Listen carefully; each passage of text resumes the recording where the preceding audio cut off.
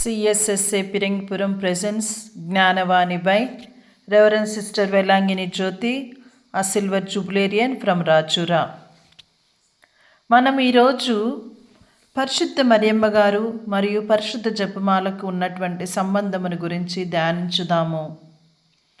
మన విశ్వాస జీవనములో మరియమ్మ గారు ఒక ప్రేమగల తల్లి, మార్గదర్శి మరియు మధ్యవర్తిని.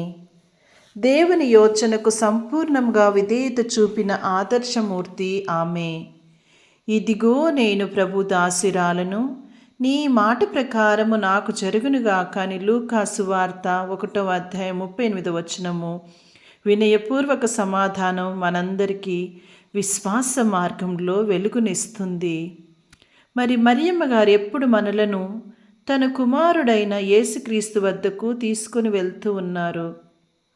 ఆమె ప్రార్థనా జీవితం నిశ్శబ్దం, విశ్వాసం, సమర్పణతో నిండి ఉంటుంది. అటువంటి తల్లి మనకిచ్చిన గొప్ప వరమే పరిశుద్ధ జపమాల. జపమాల కేవలం మనులను లెక్కించటమే కాకుండా యేసుక్రీస్తు జీవిత రహస్యాలను ధ్యానిస్తూ ప్రార్థించే పవిత్ర సాధనం. ఆనంద రహస్యాలు, దుఃఖ రహస్యాలు, మహిమ రహస్యాలు, ప్రకాశ రహస్యాల ద్వారా మన జీవితం క్రీస్తుతో ఐక్యమవుతూ ఉంది. ప్రతి ఆవే మరియ ప్రార్థనలో మన మాత మనందరి కోసం ప్రార్థిస్తూ మన బాధలను తన హృదయంలో దాచుకుంటుంది.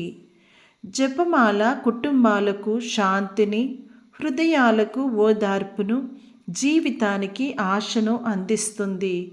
అనేక మంది పునీతులు జపమాల ద్వారా తమ జీవితాల్లో అద్భుతమైన మార్పును అనుభవించారు. కష్టాల్లో ఉన్నప్పుడు, భయాల్లో ఉన్నప్పుడు నిర్ణయాలు తీసుకునే వేళ జపమాల మనకు శక్తినిస్తూ ఉంది. ఈ రోజుల్లో మనం మరియమాతను పిలుపును వినాలి. రోజు జపమాల చెప్పాలి. మన కుటుంబాలను ఆమె పవిత్ర హృదయానికి అప్పగించాలి. మన జీవితంలో క్రీస్తును కేంద్రంగా మనం ఉంచుకోవాలి. మరి మరియమ్మ గారు మనకు మార్గం చూపించిన విధంగా జపమాల మన జీవితానికి ఆశీర్వాదంగా మారునుగాక. ఆమె చేతిని పట్టుకొని మనం యేసు వైపు ప్రయాణం చేద్దాము.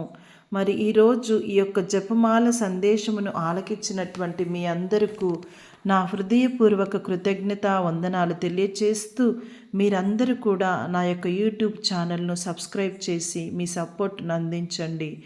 Thank you.